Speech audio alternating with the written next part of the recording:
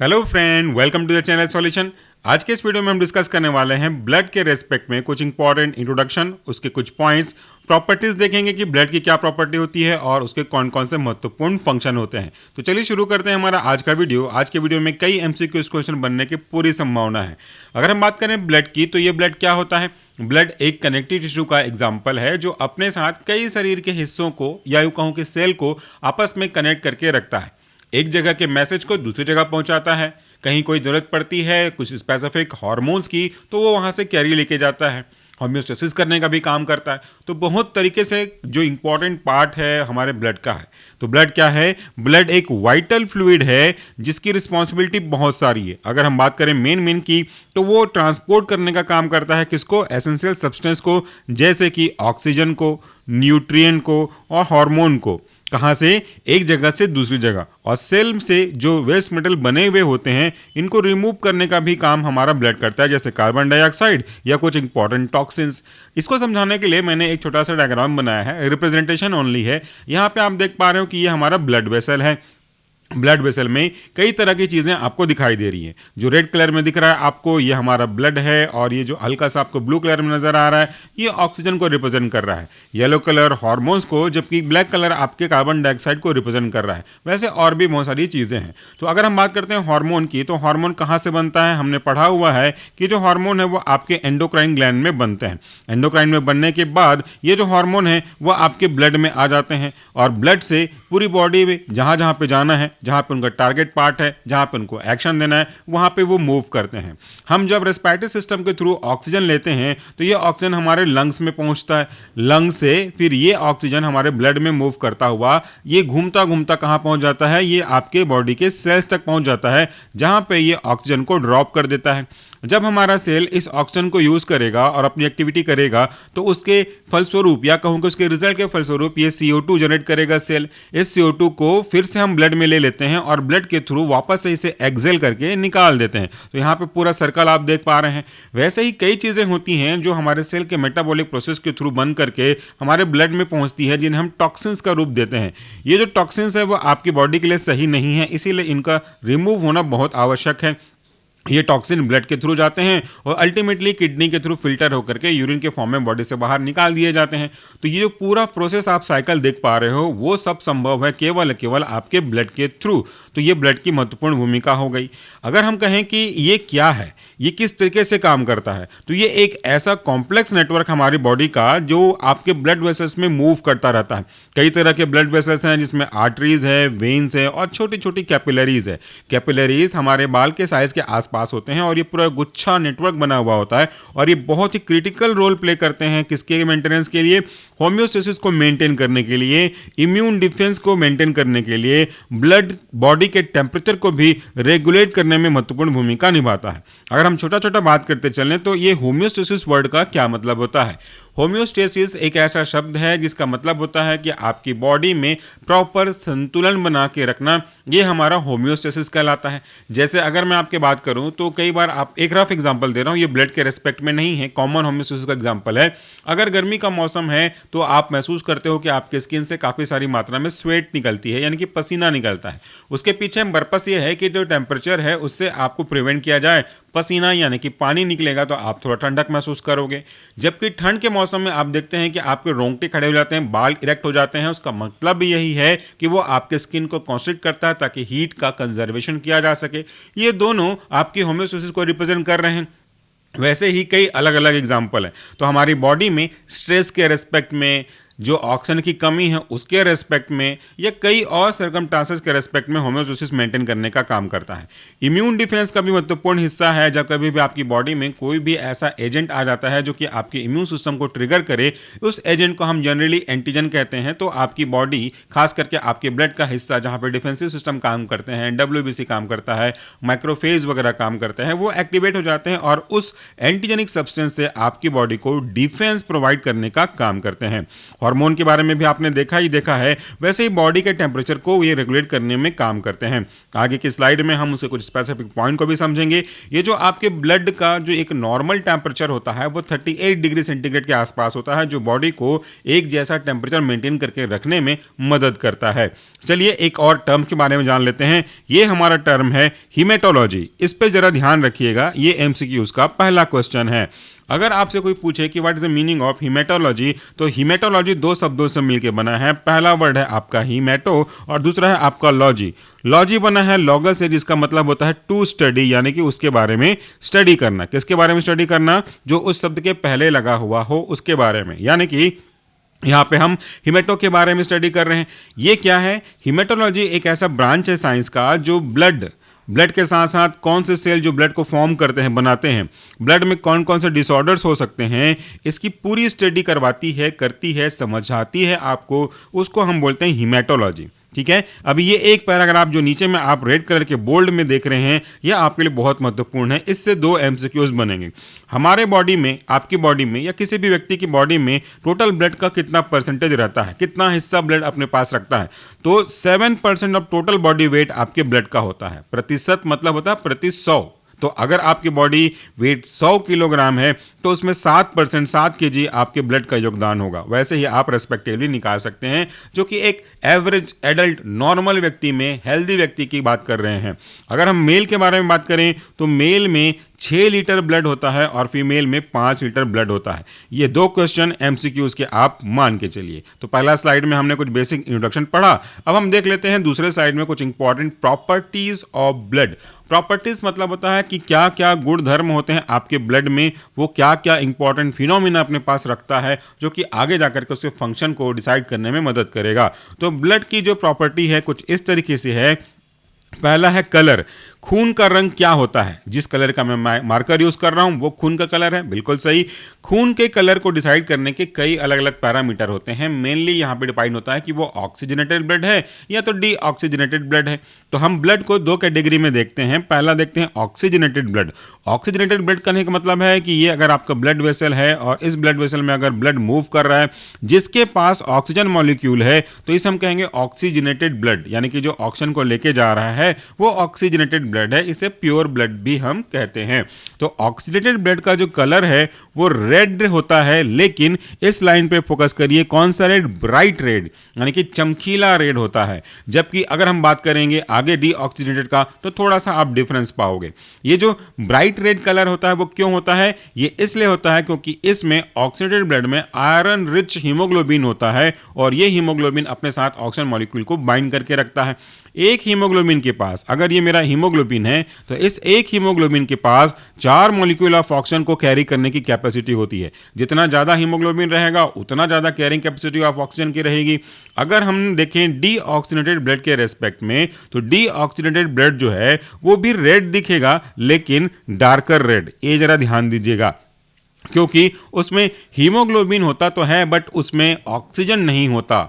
तो oxy haemoglobin ना होकर के कार्बोक्सी हीमोग्लोबिन होने की वजह से और उसमें कम मात्रा में लाइट रिफ्लेक्टेंस की प्रॉपर्टी होती है, तो वो डार्क दिखता है। लाइट को रिफ्लेक्ट करेगा तो आपको ब्राइट नजर आएगा, लाइट को एब्जॉर्ब करेगा या लेस रिफ्लेक्ट करेगा तो वो डार्कर नजर आएगा। यही तो है कि जो लाइट कलर होता है वो ज्यादा रिफ्लेक्ट करता है लाइट को, तो वो थोड़ा चमकीले नजर आते हैं। डार्कर कलर के पास प्रॉपर्टी होती है कि वो लाइट को थोड़ा सा एब्जॉर्ब करता हुआ चले।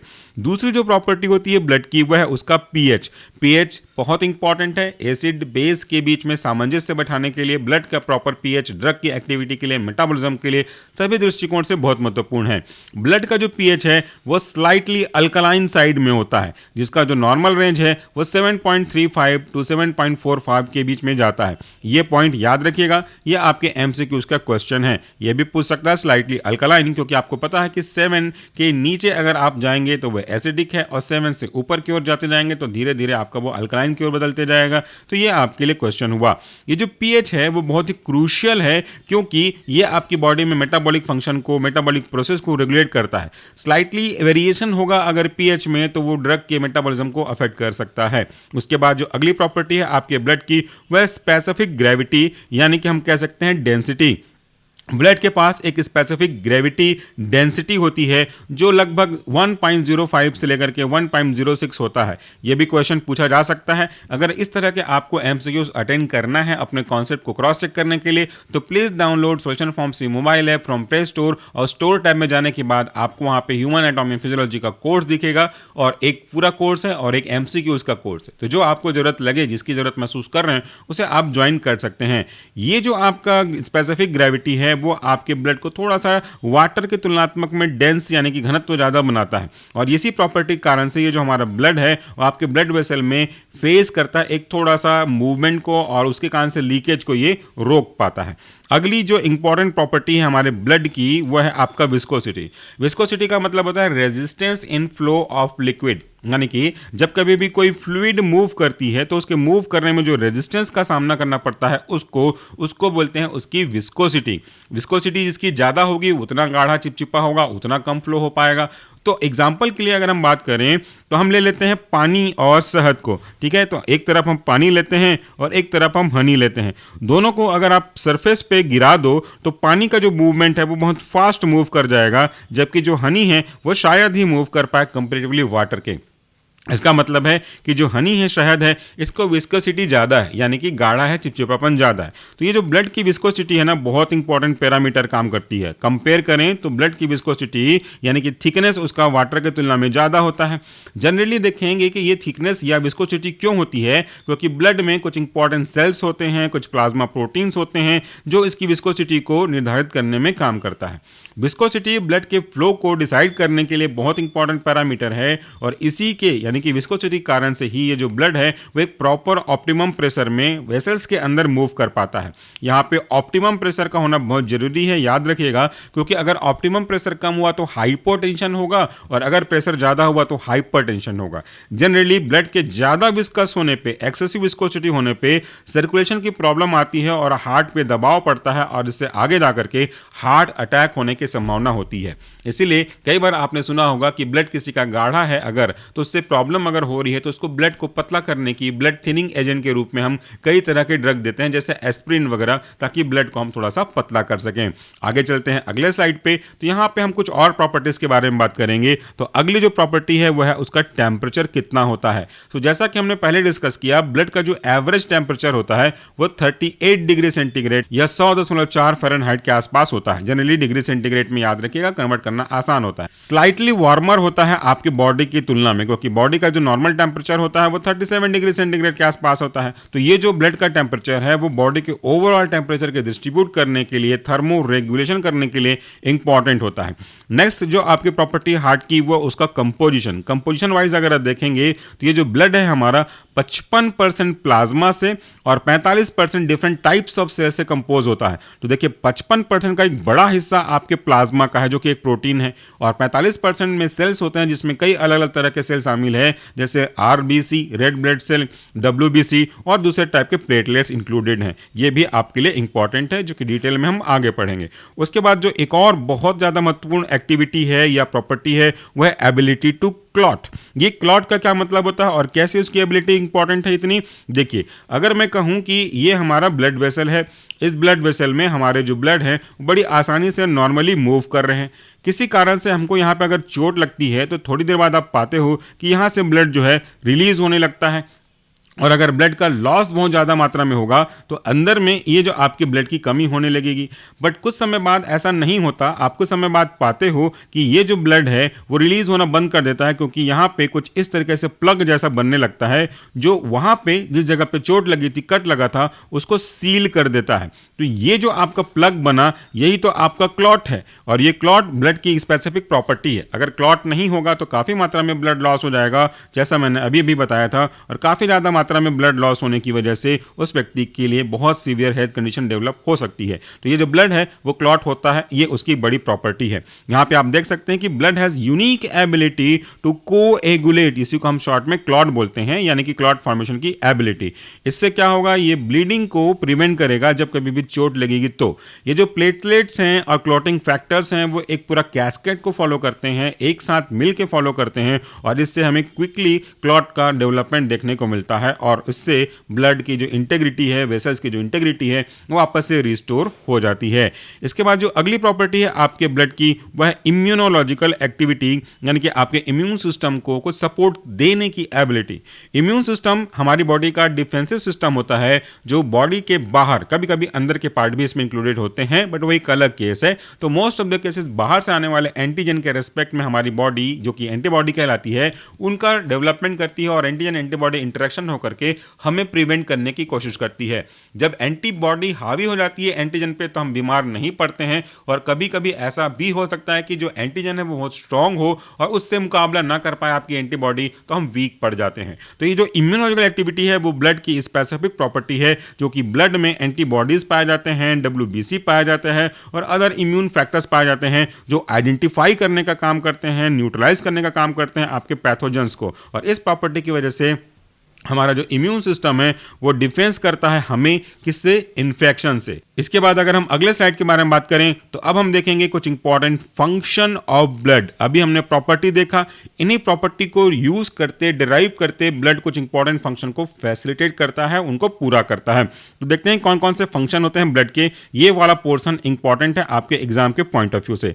सबसे पहला जो फंक्शन है वो है ट्रांसपोर्ट का। शुरू के स्लाइड में हमने देखा कि ब्लड एक कनेक्टिव टिश्यू का एग्जाम्पल है, और ये जो ब्लड है वो कई चीजों को अपने थ्रू एक जगह से दूसरी जगह लेके जाने का काम करता है। जैसे ऑक्सीजन को आपके लंग्स से लेकर के आएगा, CO2 को आपके टिश्यू से लेकर के आएगा, हार्मोन्स को एंडोक्राइन से लेके आएगा, टॉक्सिन्स को सेल से लेके आएगा और उनको उनके रेस्पेक्टिव पार्ट में पहुंचा देगा या बॉडी से बाहर निकाल देगा।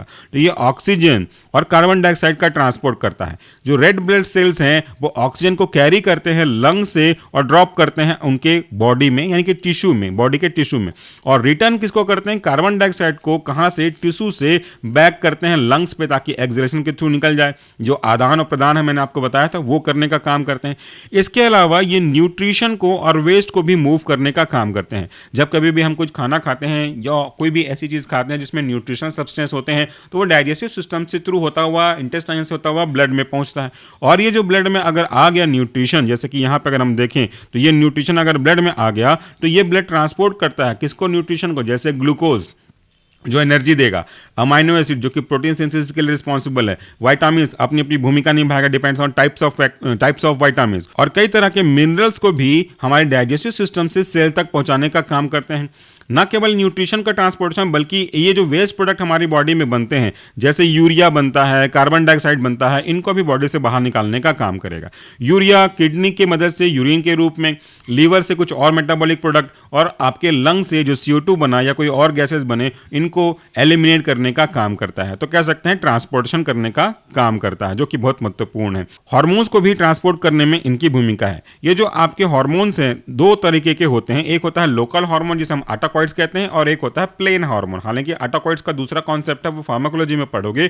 मेनली हम हार्मोन किसे कहते हैं, जो सिक्रीशन एंडोक्राइन ग्लैंड से सिक्रीट किया गया हो उसे हम हार्मोन्स कहते हैं, और एक्सोक्राइन से उसको हम तो बोलते हैं आपकी डिफरेंट टाइप्स ऑफ एंजाइम्स। तो ये जो हार्मोन्स हैं एंडोक्राइन ग्लैंड से बनते हैं और वो डायरेक्ट ब्लड में छोड़ दिए जाते हैं। ब्लड सर्कुलेट होता रहता है और सर्कुलेट होते होते इन हार्मोन को उनकी जगह तक पहुंचाता है। कहां से कहां तक, जो ग्लैंड्स इनको बना रहे हैं उनसे लेकर के टारगेट ऑर्गन तक पहुंचाने का काम करता है, ताकि बॉडी जो दूसरे वाइटल फंक्शन है जैसे कि मेटाबॉलिज्म, ग्रोथ और रिप्रोडक्शन, इनको फैसिलिटेट कर सके। उसके बाद अगला जो हमारा फंक्शन है ब्लड का वह है प्रोटेक्शन, जो कि हमने पिछले स्लाइड में एज अ इम्यून सिस्टम देखा हुआ है। इनके अंदर पहला जो टास्क है वह है इम्यून डिफेंस। जो वाइट ब्लड सेल्स हैं, ल्यूकोसाइट्स हैं, एंटीबॉडीज हैं, वो हमारी बॉडी को डिफेंड करते हैं आने वाले पैथोनिक सब्सटेंस से, इन्फेक्शियस एजेंट से, पैथोजन से, और कभी कभी हम शॉर्ट में बोल दें तो एलर्जन या एंटीजन से। इनसे हमें बचा कैसे सकता है, ये इनको आइडेंटिफाई करते हैं और डिस्ट्रॉय करते हैं। आपको पता होगा, आपने पढ़ा है अगर, तो नहीं तो अगर आपको आगे पढ़ना है तो फार्माकोलॉजी में पढ़ोगे। हमारी बॉडी का जो इम्यून सिस्टम है उसमें कई तरह के मेमोरी सेल होते हैं जो उनको याद रखते हैं। फिर आगे आने वाले समय में अगर वो फिर से एंट्री करता है तो उसको आइडेंटिफाई करते हैं, फिर उसको डिस्ट्रॉय करते हैं। वैक्सीनेशन का यही तो फंडा है, और इस तरीके से वो आपके कई तरह के जो प्रोटेक्शन है उसमें मदद करता है। साथ में कई ऐसे हार्मफुल सब्सटेंस जो आपकी बॉडी में इन्फ्लामेशन या वुंड कॉज कर सकते हैं, इनको भी रोक करके ये उनकी हीलिंग में मदद करते हैं। क्लॉटिंग मैकेनिज्म भी आपकी बॉडी का प्रोटेक्शन है, क्योंकि अभी हमने देखा कि अगर ब्लड क्लॉट नहीं होता और इस तरीके से ब्लड यहाँ से रिलीज होने लगता है तो बहुत अधिक मात्रा में ब्लड का लॉस होगा। तो यहाँ पे क्लॉटिंग होकर के ये इसको प्रिवेंट करता है और ब्लड लॉस लॉस नहीं होता। और ये क्लॉटिंग बहुत इंपॉर्टेंट है, और इसके कई सारे फैक्टर्स हैं जो कि आगे आने वाले समय में हम अगले सिलेबस के अकॉर्डिंगली पढ़ना शुरू करेंगे। अगला जो फंक्शन है वह है रेगुलेशन का। ये जो हमारा बॉडी है वो कई अलग अलग तरह के फंक्शन को पूरा करता रहता है। इन फंक्शन को रेगुलेट करने में ब्लड कहीं ना कहीं अपनी भूमिका निभाता है, जिसमें पहला है आपका बॉडी टेम्परेचर को मेंटेन करना। As we have already studied कि ब्लड का जो टेम्परेचर होता है वो 38 डिग्री सेंटीग्रेड के आसपास होता है, जो स्लाइटली हमारे बॉडी के कोर टेम्परेचर से थोड़ा सा ज़्यादा होता है। ये जो ब्लड है ना आपके बॉडी से मसल से हीट को एब्जॉर्ब करता है और इसे पूरी बॉडी में थ्रू आउट द बॉडी कह सकते हैं डिस्ट्रीब्यूट करता, मेंटेन करने का काम करता है। ये हीट को कई अलग तरीके से आपके स्किन पे लिबरेट करता है, जिसके कारण से हमें थर्मो रेगुलेशन कैसे कंडीशन को अचीव करने में आसानी होती है। ये हमारी बॉडी के अंदर कई सारे एक्टिविटी को पूरा करने के लिए इनडायरेक्टली मेटाबॉलिज्म में भी सपोर्ट करता है। हमारे जो ब्लड का पीएच है, जैसा कि हमने डिस्कस किया था 7.35 टू 7.45, ये इसे स्टेबल रखता है, और जो कि हमारे कई सारे एंजाइमेटिक एक्टिविटी करने के लिए ऑप्टिमम टेम्परेचर और ऑप्टिमम पीएच को प्रोवाइड करता है। टेम्परेचर तो ऊपर प्रोवाइड कर ही दिया, पीएच भी प्रोवाइड करेगा। यह हमारे ब्लड में एक बफर का काम भी करता है, जिसके कारण से कई कंस्टिट्यूएंट जो इसमें रिस्पॉन्सिबल है वो है आपका बाइकार्बोनेट आयंस। ये न्यूट्रलाइज करने में काम करते हैं एसिड को, और आपकी बॉडी के पीएच को, ब्लड के पीएच को मेंटेन करने का काम करते हैं, जो कि होम्योस्टेसिस में मदद करेगा। कई सारे ऐसे ड्रग्स होते हैं ना जो स्पेसिफिक पीएच पे काम करते हैं, इसलिए ये यहाँ पे जरूरी है। एक और जो रेगुलेशन के अंदर इंपॉर्टेंट पॉइंट है वह है फ्लूइड का बैलेंस। ये जो ब्लड प्लाज्मा है कई तरह के प्रोटीन और इलेक्ट्रोलाइट कंटेन करता है, जो कि हमारे बॉडी में वाटर के बैलेंस को, ग्लूकोज के बैलेंस को, टिश्यू के अंदर जो और न्यूट्रिशन वैल्यूज हैं उनके बैलेंस को इंश्योर करता है, ताकि ये जो हमारा जो बॉडी का पार्ट है, सेल है, वो हाइड्रेटेड रहे, उसमें प्रॉपर मात्रा में ब्लड वॉल्यूम सप्लाई होता रहे, और आपके बॉडी का जो स्पेसिफिक होम्योस्टेसिस कंडीशन है और ब्लड के रेस्पेक्ट में बात करें प्रेशर है, वो मेंटेन होकर रखे रहे। नेक्स्ट है आपका होम्योस्टेसिस, जो कि इसी का एक छोटा सा सब वर्जन पार्ट है। ये जो ब्लड है ना कई तरीके से हमारे इंटरनल और एक्सटर्नल कंडीशन जो कि चेंज होते रहते हैं उनको हमारे लिए एडजस्ट करने का काम करता है, via transporting the different types of nutrition, maintaining the temperature, pH and fluid level. इसे हम कहते हैं होम्योस्टेसिस, यानी कि संतुलन बना के रखना। दिस स्टेबिलिटी और homeostasis is very much vital for normal functioning of cells and organ, allowing the body to adapt to internal and external changes effectively, ताकि बाहर और अंदरूनी चेंजेस में ये आपको आराम से एडजस्ट करता हुआ नजर आ जाए। अब आ गए हम अपने लास्ट स्लाइड में, यहाँ पे कुछ दो बचे हुए फंक्शन के बारे में बात करेंगे। तो सेकंड लास्ट फंक्शन है ब्लड का, वह है कम्युनिकेशन, यानी कि एक मैसेज को इस जगह से दूसरे जगह पहुंचाना, दूसरे के मैसेज को फिर कहीं और पहुंचाना, ये कम्युनिकेशन कहलाता है। तो ये जो ब्लड है ना ट्रांसपोर्टर का बहुत अच्छा एग्जांपल है। तो इसके साथ साथ ये सिग्नलिंग मॉलिक्यूल को भी ट्रांसपोर्ट करने का काम करता है, जैसे हार्मोन, इसके बारे में हमने पहले एचएपी में पढ़ लिया है। साइटोकाइंस और अदर इन्फ्लामेटरी रेगुलेटर्स जैसे प्रोस्टाग्लैंडिन, कीमोकाइनिन, सब की कम्युनिकेशन में बहुत मददगार भूमिका निभाता है। इंट्रासेलुलर कम्युनिकेशन जो कि सेल के अंदर का ही पार्ट है, वो भी आपस में कोऑर्डिनेशन कंडीशन मेंटेन करने के लिए इंपॉर्टेंट है, जैसे कि adopting to stress, controlling the blood sugar and activating the immune response. ये कुछ इसके इंपॉर्टेंट एग्जाम्पल हैं। जैसे अगर हम बात करें कि कैसे अडॉप्ट करता है स्ट्रेस को, तो देखिए अगर कभी कोई स्ट्रेस की कंडीशन आती है तो हमारा ब्रेन ये डिटेक्ट करता है और हमारे सिंपैथेटिक नर्वस सिस्टम के थ्रू, सिंपैथेटिक आउटफ्लो के थ्रू इस स्ट्रेस को मेंटेन करने के लिए आपके हार्ट रेट को, ब्लड सप्लाई को, ब्लड प्रेशर को, ग्लूकोज के लेवल को इंक्रीज कर देता है। वैसे ही ब्लड शुगर को भी मेंटेन करेगा, ताकि ब्लड शुगर लेवल आपका मेंटेन रहे। होम्योस्टेसिस के प्रोसेस के थ्रू ग्लूकागॉन, इंसुलिन का इंटर एक्सचेंज करना डिपेंडिंग अपॉन द नीड, वो काम करता है। और आखिरी टास्क है हमारा जो वेस्ट है बॉडी का, उसे रिमूव करना। ये जो ब्लड है ना वो कई तरह के मेटाबॉलिक वेस्ट को कलेक्ट करता है सेल के अलग अलग हिस्से से, जैसे कार्बन डाइऑक्साइड, यूरिया और लैक्टिक एसिड, और इनको ट्रांसपोर्ट करता है दूसरे दूसरे वाइटल ऑर्गन में। जैसे अगर हम बात करें तो किडनी यूरिया के लिए, लंग्स कार्बन डाइऑक्साइड के लिए, और लीवर कई सारे अदर मेटाबॉलिक वेस्ट के लिए, और इनको प्रोसेस करता है और फाइनली एलिमिनेट करता है बॉडी से अपने रूप के। कार्बन डाइऑक्साइड लंग्स के थ्रू, यूरिया यूरिन के थ्रू, और लैक्टिक एसिड एसिड डिपोजिशन के बाद बॉडी से बाहर रिमूव हो जाता है। तो इस तरह से आज के इस वीडियो में हमने देखा ब्लड के कुछ इंपॉर्टेंट रिगार्डिंग फंक्शन, इंट्रोडक्शन, उसकी कुछ प्रॉपर्टी और उसके कुछ फंक्शन। अगर आप ये हमारा नोट्स चाहते हैं इसके बारे में स्टडी करना, तो सोल्यूशन फार्मेसी का मोबाइल ऐप डाउनलोड कर सकते हैं और उसके बाद ह्यूमन एनाटॉमी एंड फिजियोलॉजी का कोर्स ज्वाइन कर सकते हैं। ये जो नोट्स हैं आपके ऐप में ही डाउनलोड होंगे विद इन द ऐप, और उसे आप आराम से पढ़ सकते हैं। इसके प्रिंट आउट अलाउड नहीं होंगे। तो डाउनलोड कीजिए सोल्यूशन फार्मेसी का मोबाइल ऐप और सारे वीडियोस HAP 1, HAP 2 और उसके साथ साथ इसके ऑनलाइन MCQs सबको अटेंड कीजिए, पार्टिसिपेट कीजिए। Thank you so much for watching this video. नमस्कार, टेक केयर।